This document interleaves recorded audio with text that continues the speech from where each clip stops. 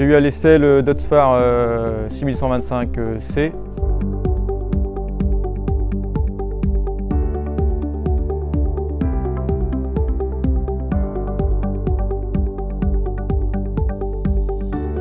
Donc avec le tracteur, j'ai effectué principalement de la manutention, ramasser le foin et l'entasser dans le hangar, et un petit peu de fauche avec une faucheuse 3,20 m.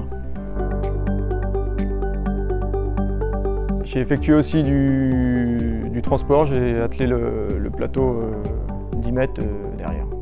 La météo ne m'a pas permis de faire beaucoup avec.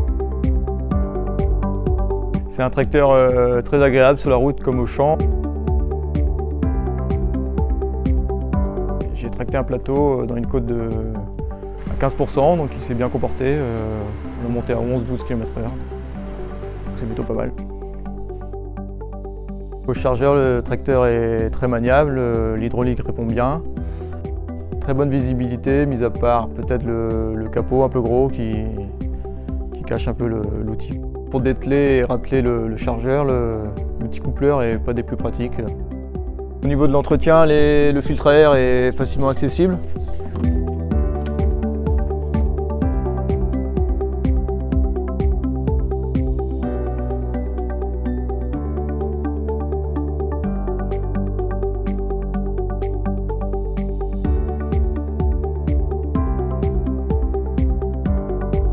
Tous les filtres sont à la droite du tracteur, filtre à gasoil, filtre à huile, à une bonne hauteur, facile d'accès.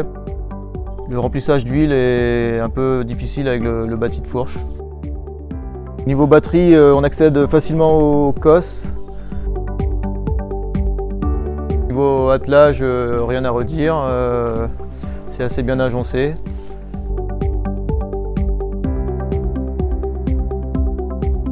C'est une cabine 4 montants avec une bonne visibilité, avec le toit panoramique.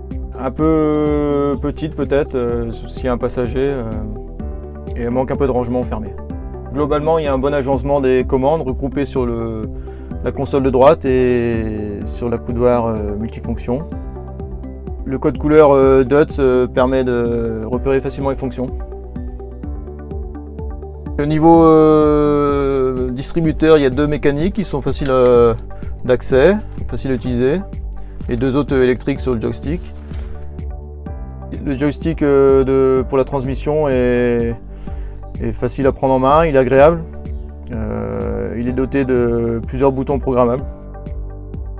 Sur la coudoir, on a les fonctions essentielles, donc prise de force, bouton de relevage, 2 régimes moteurs programmables.